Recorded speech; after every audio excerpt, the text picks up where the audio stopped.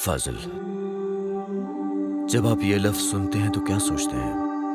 Grease, ایک خاتون کا نام؟ 3 گریسز رافیل کی شاہکار پینٹنگ؟ حیرت انگیز گریس سابق غلام جان نیوٹن کی تحریر کردہ کتاب کو؟ ڈکشنری میں فضل کی تعریف ایک خوبصورت حرکت کی ہے، شائستہ خیر سگالی یا آپ کی موجودگی سے عزت کرنا۔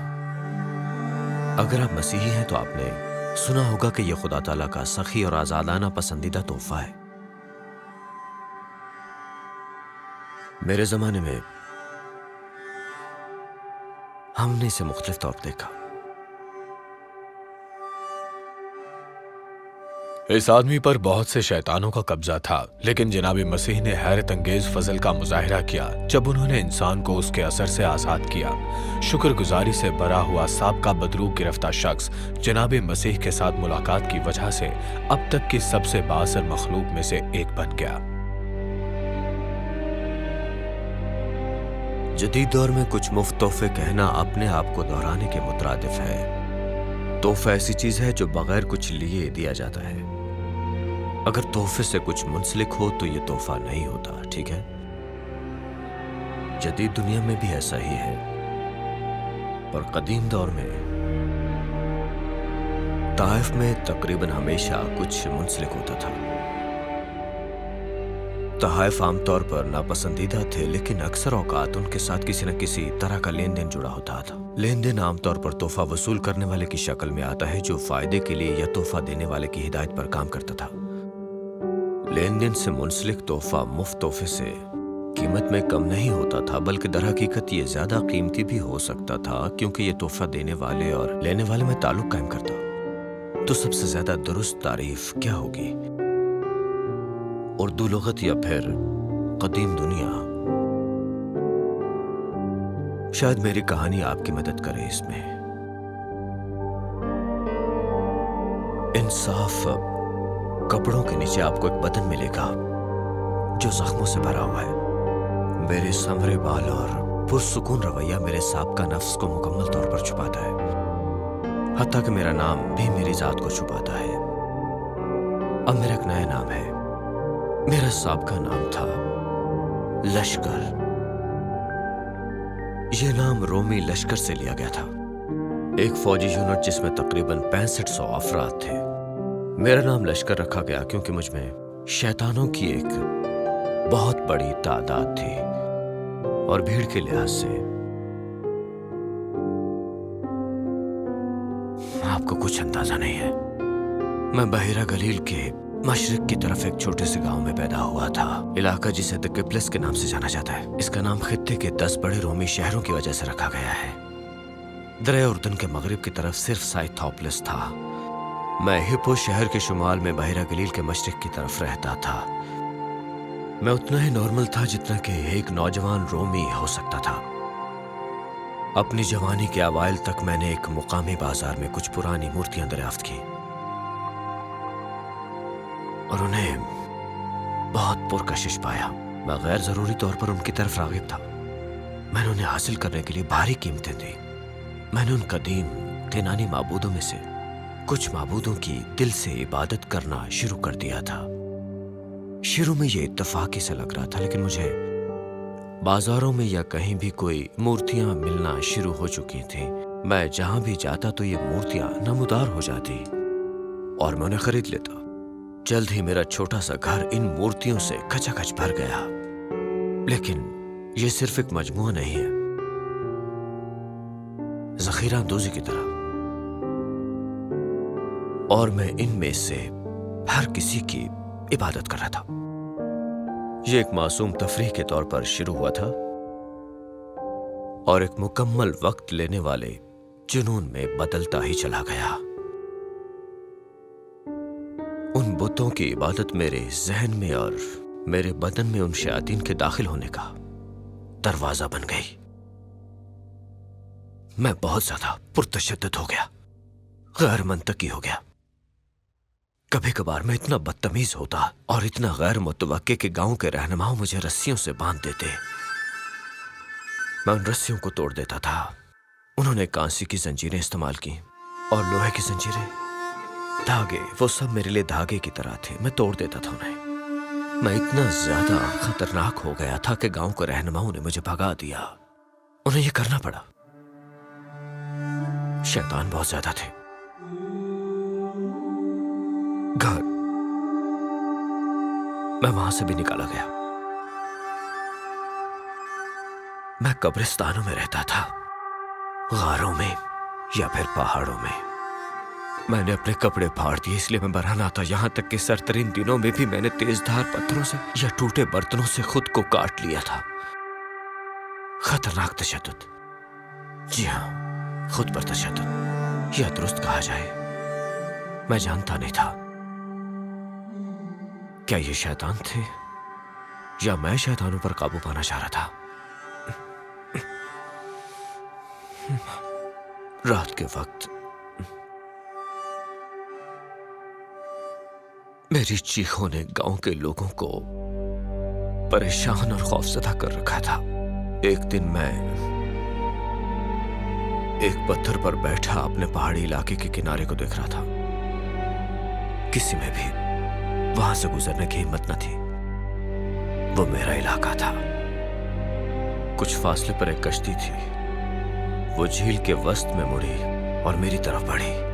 ये घुस बैठे थे। मैं उनका मुकाबला करने के लिए चीखते हुए साहिल की तरफ दौड़ता हुआ गया। उन पर पत्थर फेंककर उनकी कश्ती को गर्क कर दिया। जब वो उतरे तो मैं तकरीबन 50 गज की दूरी पर था।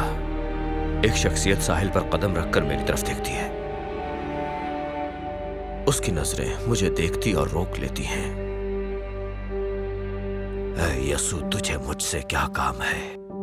खुदा ताला के असली महबूब, तुझे खुदा की कसम देता हूं, मुझे अजाब में ना डाल। मैं ये चिल्ला रहा होता हूं। मैं नहीं जानता कि वो कौन है। मेरे अंदर मौजूद शैतानों का लश्कर जनाब मसीह को पहचानता है और वो उनसे बहुत खौफजदा है। एक आवाज आती है, किसी बहुत बड़े आबशार की तरह से, तेरा नाम क्या है? जनाब मसीह पूछते हैं। मेरे मुंह से शैतान जवाब देते हैं, लश्कर, क्योंकि हम बहुत से हैं। मैं तुझसे मिन्नत करता हूं, हमें इस इलाके से बाहर ना भेज, हमें उन जानवरों में भेज दे। जानवर, अजीब जानवर, करीबी झुंड में 2000 आसपास चरागाह में। वो शैतानों को उन जानवरों में भेजते हैं। जनाब मसीह ने उनकी दरखास्त को कबूल कर लिया। जानवर चट्टान से भागते हैं और गलील के समंदर में डूब जाते हैं। जब शहर के लोग हंगामे के बारे सुनते हैं तो वो देखने के लिए भागते हैं। मुझे देखते हैं बैठे हुए, पुरअमन, कपड़े पहने हुए, और उन जानवरों को तैरते हुए देखते हैं।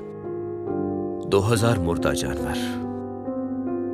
अजीबोगरीब हालात के इस इम्तिजाज से वो बहुत ज्यादा खौफजदा हो जाते हैं। वो पूछते हैं, नहीं, वो भीख मांगते हैं जनाब मसीह से जाने की। वो इस इलाके से ही चले जाएं। वो उनकी दरखास्त मानते हैं। जनाब मसीह कश्ती में सवार हो जाते हैं।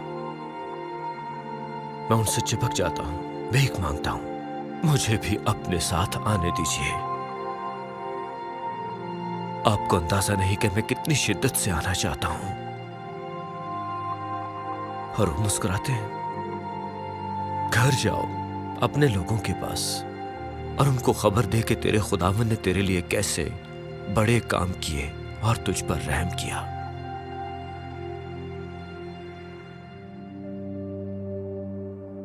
एक बार फिर उसी शख्स के जरिए मुझे रुकना पड़ा। मैं पानी से बाहर निकलता हूं और बैठ जाता हूं।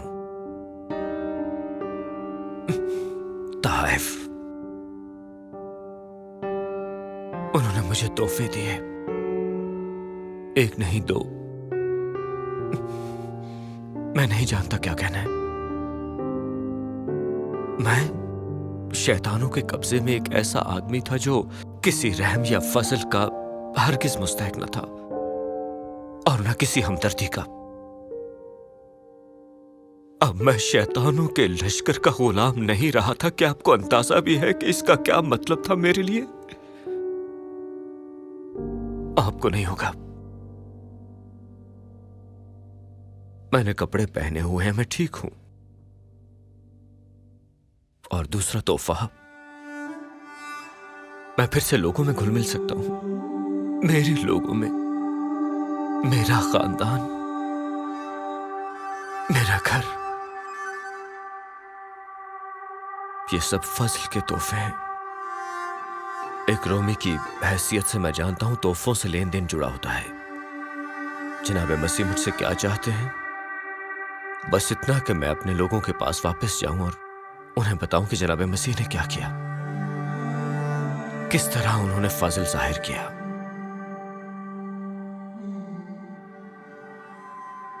मैंने ऐसा ही किया। मैं 10 शहरों के पूरे इलाके में जाता हूं, हर सुनने वाले शख्स को बताता हूं कि जनाब मसीह ने मेरे लिए क्या किया।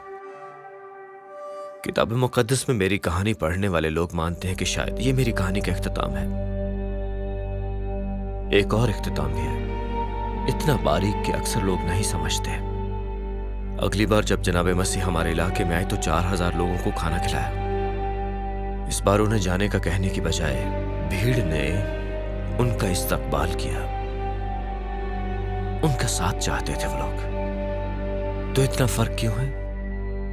कुछ लोग तसव्वुर करते हैं कि मेरी वजह से ये, क्योंकि मैं लोगों को बता रहा था कि जनाब मसीह ने मेरे लिए क्या किया, मुझ पर उनके फजल के बारे में। हजरत पौलुस मसीहियों को बताते हैं कि वो ईमान के जरिए फजल से निजात पाते हैं, निजात जो एक नाकाबिल यकीन और गैर मुस्तहिक तोहफा है, एक नाकाबिल यकीन और गैर जरूरी फजल है। एक तोहफा, कोई लेन देन है? खैर, मैं कदीम दौर से हूं तो कई बरसों और सकाफती उसूलों में बहुत सी तब्दीलियां आ गई हैं, पर मुझे यह बताया गया है कि मैं घर जाऊं और सबको यह खबर दूं कि खुदावंद ने मेरे लिए क्या किया।